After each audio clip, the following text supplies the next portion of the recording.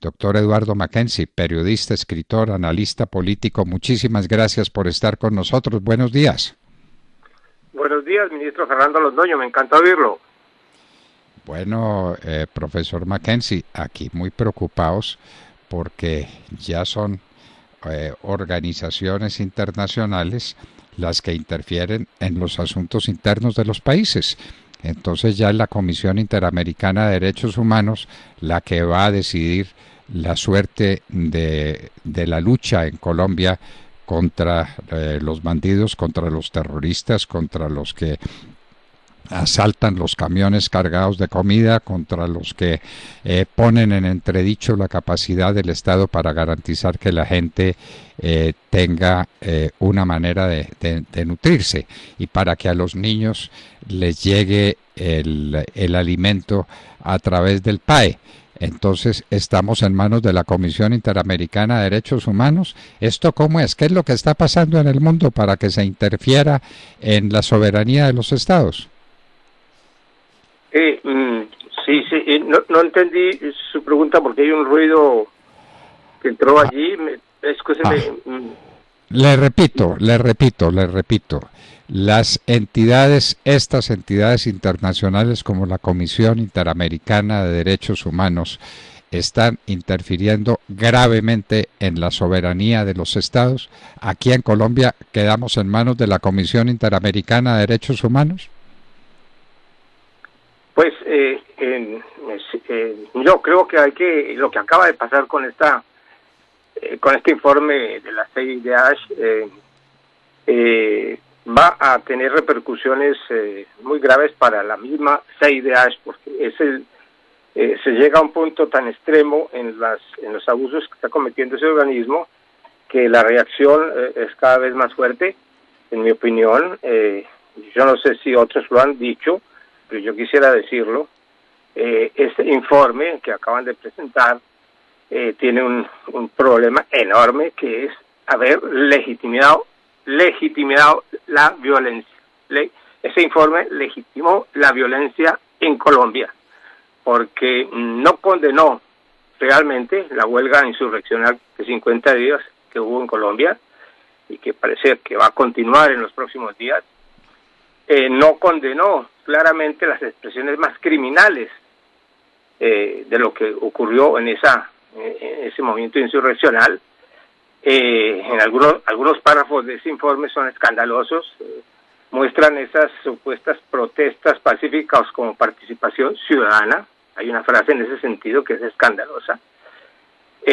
Por ejemplo, ese informe llama cortes de ruta lo que la legislación colombiana denomina bloqueos, y frente a ese problema de los bloqueos, la CIDH es completamente ciega, no vio lo que pasó allí. Esos bloqueos, hay que decirlo muy claramente, fueron los lugares preparados expresamente para cometer los crímenes más terribles de los que iban a cometer en esa ola insurreccional. Esto no lo vio absolutamente para nada la CIDH, y yo creo que no lo vio porque el interés de esa comisión es legitimar la violencia en Colombia, dejar que esas expresiones insurreccionales, ilegales, destructivas del marco jurídico nacional, del marco social nacional, de la nacionalidad colombiana, sean legitimados y sean vistos como ejercicios más de la democracia participativa que hay en el continente. Yo creo que este informe es ya la gota que desborda el vaso, y hay que continuar en los estudios sobre lo que implica este informe y buscarle soluciones a eso. Yo creo que el país tiene que comenzar a alejarse de esas instituciones que están transformando el país, y no solamente en Colombia, sino en América Latina, y no solamente en América Latina, sino también en Europa. En Europa también hay el comienzo de una rebelión contra ese tipo de injerencias de organismos laterales que se creen con derecho a dictar la ley y a imponer valores nuevos que las mayorías repudian.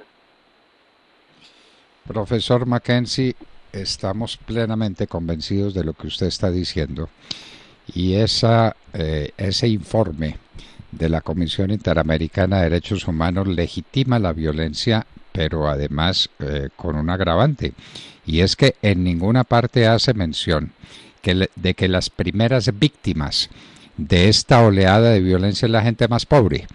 Cuando cosas como estas tienen lugar, cuando se encarecen los alimentos o desaparecen los alimentos parcialmente, ¿quiénes son los más castigados? Los que tienen menos capacidad para comprar alimentos. La gente ha pasado hambre. Los niños en las escuelas no recibieron el alimento del famoso PAE, el programa de alimentación escolar. Y entonces esos niños se quedaron con hambre. Por Dios, ¿esto qué es?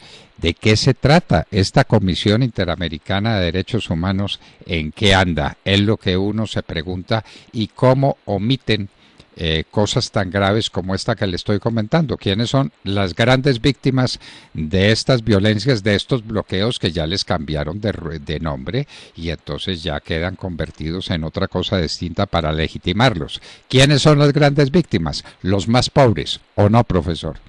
Así es, exactamente, sí. Y hay dos cosas que vale la pena discutir. En primer lugar, el tono general del informe es inadmisible, en mi opinión.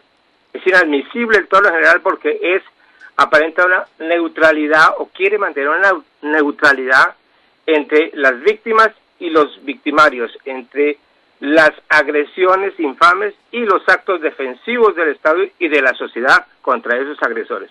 En ese informe no se sabe quién tiene la culpa, quién comenzó todo esto, quién desató, quién organizó, quién financió, no se sabe nada de eso. El informe no se preocupa por decir, vea, el error, el delito, el crimen está en este lado y hay que luchar contra ese factor. No, el tono es completamente horrible, no distingue entre esas dos categorías la víctima y el victimario.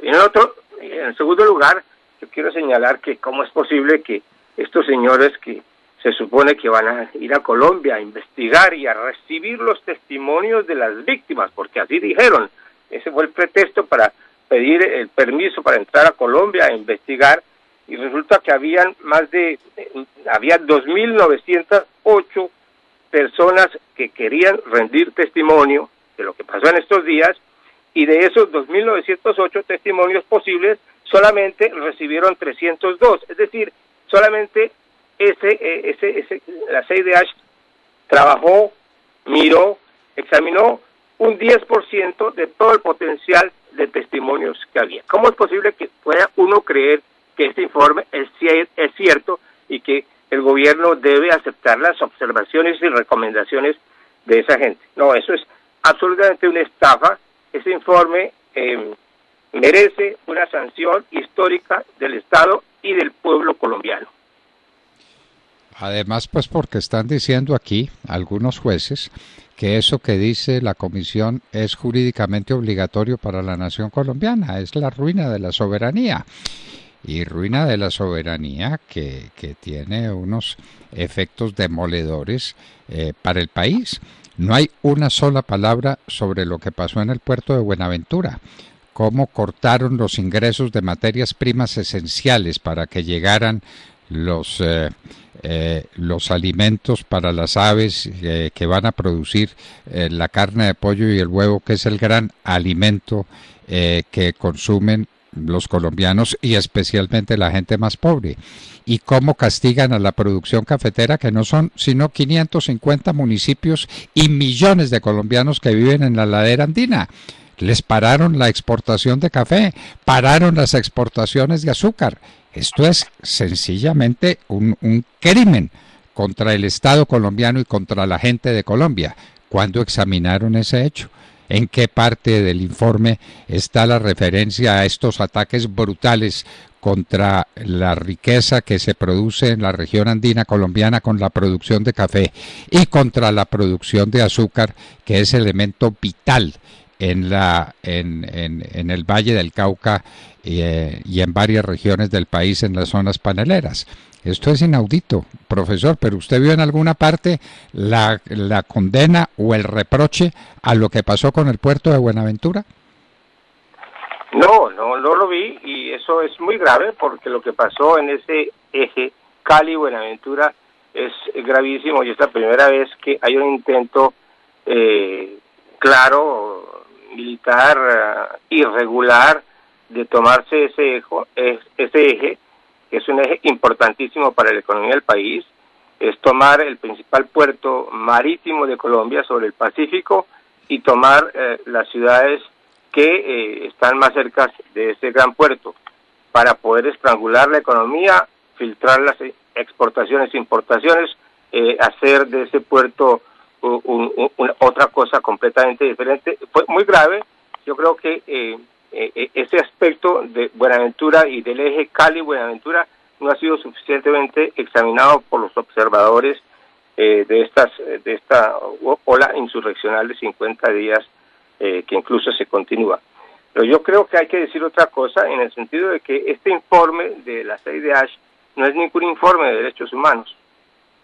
En mi opinión, hace parte de una cadena de textos, de retóricas, de leyendas y de afirmaciones que otros organismos, que no son necesariamente la CIDH, sino la misma ONU, está lanzando desde hace años sobre Colombia. Por ejemplo, me acuerdo perfectamente lo que pasó en marzo del año pasado, cuando el señor Alberto Brunori, de la ONU en Bogotá, y el vocero oficioso del dirigente de la ONU, Antonio Guterres, que es un socialista portugués, lanzó y propuso y dijo cosas que están otra vez apareciendo en el informe de la CIDH. Por ejemplo, la cuestión con respecto a la Policía Nacional. El señor Brunori decía que la Policía Nacional debe ser no debe ser adscrita al Ministerio de Defensa, sino adscrita al Ministerio del Interior, porque a él se le ocurrió eso, y que el ESMAD debe ser transformado en un grupo de especies de monaguillos y de gente completamente estilo punching ball, de los vándalos. Y llegó este señor Brunori a decir también que el Ejército Nacional no puede intervenir en la contención de las alteraciones del orden público en el país. Eso estaba desde el año pasado escrito y dicho por este señor Brunori en marzo de 2020. Y recuerdo muy bien que incluso la respuesta que el presidente Iván Duque y la vicepresidente Marta Lucía Ramírez y el ministro de Defensa de la época, Carlos Solmes Trujillo, le dieron a ese informe fue muy buena, una respuesta que yo saludo y saludé desde marzo del año pasado, en el sentido de que rechazaron completamente esas intromisiones, esas injerencias presentadas de esa manera. Y aquí estamos otra vez ante una nueva fase de ese mismo discurso que pretende vulnerar, debilitar el Estado colombiano y debilitar la sociedad colombiana frente a una agresión que viene del extranjero, con una quinta columna colombiana que ayuda y que hace un papel nefasto, y que hay que, en mi opinión, no solamente criticar, sino reprimir. Desde luego que sí, Colombia se tiene que defender, y uno se pregunta qué hacer contra una partida de salvajes que llaman la primera línea, que destruyen, por ejemplo, todos los sistemas de transporte popular que hay en Colombia y en Cali, para que la gente más pobre, que la gente más necesitada, la que más necesita del trabajo, tenga que caminar horas y horas en lugar de tener el transporte público porque ha sido destruido.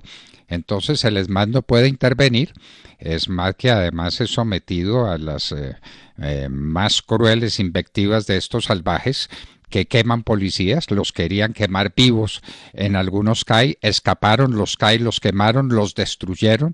La sociedad colombiana, la gente de esas zonas tuvo que salir a recuperar los CAIs, a reconstruirlos, porque para ellos es la tranquilidad, porque la policía es la tranquilidad. Nuestra policía puede tener defectos como todas las del mundo, pero es una excelente policía. integrada por gente maravillosa, servidora, cumplidora de su deber. Eso no lo dicen en el informe. Claro que no, que lo van a decir. Y entonces a los policías hay que desarmarlos, a los policías hay que someterlos, como dice usted, convertirlos en punching ball para que les peguen sin misericordia y para que acaben con la tranquilidad del país. Ese pues es el informe socialista de unos socialistas bien conocidos que están produciendo en el mundo los efectos que están produciendo, porque ahí tiene usted ya como los cubanos resolvieron levantarse contra una represión ignominiosa y salir por millares a las calles a protestar contra el hambre al que los tienen sometidos, contra las limitaciones hospitalarias porque no hay hospitales, porque no hay defensa contra el COVID. Eso sí no le preocupa a las Naciones Unidas y al señor Guterres y a nadie lo que está pasando en Cuba y lo que está pasando en Venezuela, que son verdaderas catástrofes humanitarias. ¿No, profesor Mackenzie, no le parece a usted eso? Así es, ministro Londoño. Yo creo que Colombia debe también mirar un poco lo que está pasando fuera del continente americano y ver lo que está pasando en Europa, porque en Europa también los países de la Unión Europea están bajo una presión constante de organismos parecidos al de la CIDH. Y hay un momento, en este momento hay una especie de despertar y de reacciones contra esa injerencia y contra esas tentativas de transformar la Unión Europea en una especie de super Europa federal, una especie de Estados Unidos europeos, cosa que la Unión Europea no es, ni tiene por qué ser, porque la formación histórica de los Estados-naciones en Europa es completamente diferente de la formación del Estado-nación americano. En todo caso, ahí, por ejemplo, yo lo señalé, lo resumí en un artículo de hace unos días, hay una especie de pleito muy fuerte que tiene consecuencias jurídicas y políticas muy grandes, un pleito entre el Tribunal Constitucional de Alemania, el equivalente de la Corte Constitucional colombiana, y la Comisión Europea. El Tribunal Constitucional de Alemania, que se conoce también como la Corte de Karlsruhe, ellos acaban de, el año pasado, el 5 de mayo, lanzaron una acusación contra el Banco Central Europeo. Los acusaron de haber abusado de su poder al financiar las deudas de los estados de la Unión Europea. Pues el texto constitutivo del Banco Central Europeo no otorgaba ese derecho. Y entonces la Corte Europea de Justicia, que está basada en Luxemburgo, avaló ese acto del Banco Central Europeo, y la Corte Constitucional alemana dijo que había también Luxemburgo cometido un error. Y en el fondo, eso aparece como un lío político jurídico. En el fondo es sumamente importante porque muestra que es decir, en Europa comienzan a estar cansados de ver que las constituciones nacionales de los países valen mucho menos que las decisiones de Bruselas.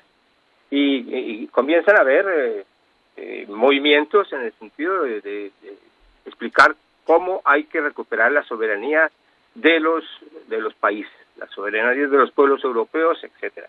Y hay que explicar cómo en Europa no puede haber un derecho europeo centralizado y único, que es la aspiración de la Comisión Europea, porque no hay un pueblo europeo, no hay un solo pueblo europeo, hay varios pueblos europeos, hay ingleses, franceses, italianos, rumanos, españoles, que entre ellos no constituyen una nación europea.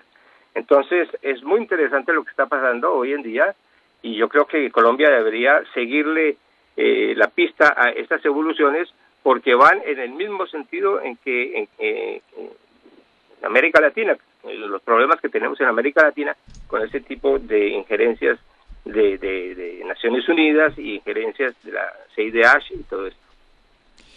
En eso respaldamos sin reservas al gobierno colombiano.